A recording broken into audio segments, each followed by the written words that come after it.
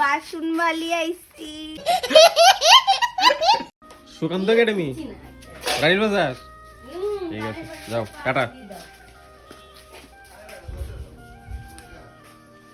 আজকেও সেম সকাল, এবার ছোট্ট ছোট্ট ছোট্ট ফুল রয়েছে আর কি, দুটো দেয়া করার লেগে। তো তারার লগে সেলফি দিলে ঘুম ভাঙছি। গুড মর্নিং, যদিও ব্লগ আইছে 2টার সময়, কি আর গুড মর্নিং, আমার লেগে গুড মর্নিং এর কি জানি সকাল থেকে সবাই করতেছে। তারা আইছে ঘুম ভাঙছে, অন্য ফোন আইছে, আরেকটা পার্সেল আইছে। তুমি কিছু অর্ডার দিছিলা? হ্যাঁ কিছু অর্ডার দিছিলা? গিজার না অর্ডার দিছিলা? গিজার তো দিয়েছি, বুঝতে গেল। আর দুই কিছু অর্ডার দে। একটা পার্সেল আইছে, কইছে পিক করতাম ওখানে। যাই ওখানে লই। আমি তো মনে হতো স্যার কিছু অর্ডার দিছি, ফ্লিপকার্ট গেটটা দিছি, কিচ্ছু নাই। এটা বার্তা চলেন যাই, গিয়া ফোন করছে তারা, এখন আইব। তুই কিছু অর্ডার দিছস? আমি একটা শার্ট অর্ডার দিছিলাম। শার্ট লাইছে। দেরি আছে। হ্যাঁ দেরি আছে। কালকে না দিলাম ওটা।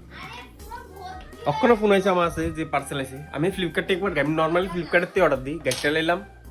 তো আমরা এখন বাইর করে লাইছি রিসেপশনের গিফট। রিসেপশনের গিফটের মধ্যে কি দা আছে? Electric kettle. এটা বউবাতের মধ্যে গিফট পাইছিলাম, যে ইলেকট্রিক কেটেল, এবার এটা দরকার লাগে দেব। কাজে লাগবে। আমরা রিসেপশন। কি না? বল আমরা রিসেপশন। কি আমরা রিসেপশন? কৌশিক বলবে এটা। হ্যাঁ দেখো দুনিয়া তেল্লা তো এটা ভিতরে। কি এর মধ্যে? এটার ভিতরে। একটা দিলে জোরে কত দিনের ফুল মাই রে। নীল চা। কই গেছে নীল চা খাইতেছে। এটা আমার মার ঘরালো ওটা কি জানি কই? ঘরোয়া পদ্ধতিতে মা আমার লাগা সর্দির ওষুধ বানাইছে। কারা কারা কারা? নীল কারা কেমন? সিতারি চা।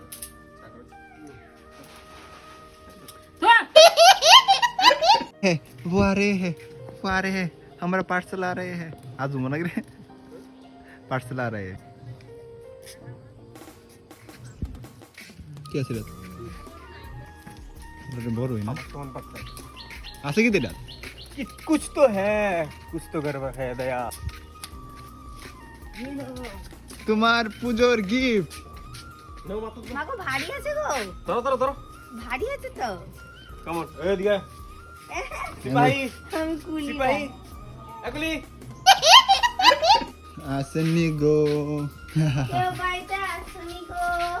বাসন বালি আইছি। এরপরে টিভিতে আসবে। ডুল। ढूल ढूल नाच बसंती ना।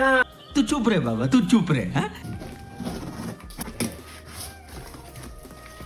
মুচ্ছে আমি এটা। বুঝলে তো? হ্যাঁ রে ওই রে ড্রেস মানে ওই টাক টাক ভালো থাকে না রে, আনলা টাইপ, আনলা আনলা। আনবক্সিং তো করে লেছি, এবার এটা রেডি করতে হবে। রেডি কিন্তু আইছে না। রেডিটা কেন?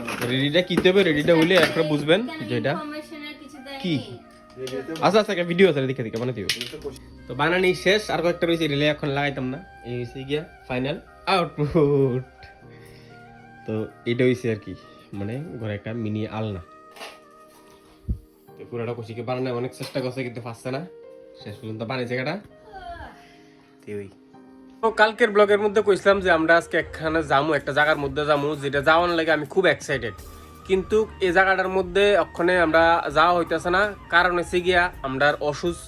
তো আমার কথাটা মাথা আসতো না যে আমরা অসুস্থ। তো অনেকের কাছে জিজ্ঞেস করছিলাম যারা মানে জামু যেদিকে, তো কইতেছিল এদিকে ওষুধটা শেষ হইলে নাইলে যাইছি। তো আমরা তো 11 দিনের, আজকে মনে হয় কয়দিন হয়েছে আমরা? মনে আর বেশি দিন না, 4-5 দিন হবে। আমার 4-5 দিন আছে, মানে বাকি আর 4-5 দিন বাকি আছে। আর আগামীকাল কইছে পরমেশ্বরের পূজা, পরমেশ্বরের ব্রত আমরা বাইতে হয়। তো শুধু না দেখ লইলে ফার্স্ট টাইম, কিন্তু আমরা অসুস্থের কারণে এটা হইতো না। তো এটা আবার ক্যান্সেল।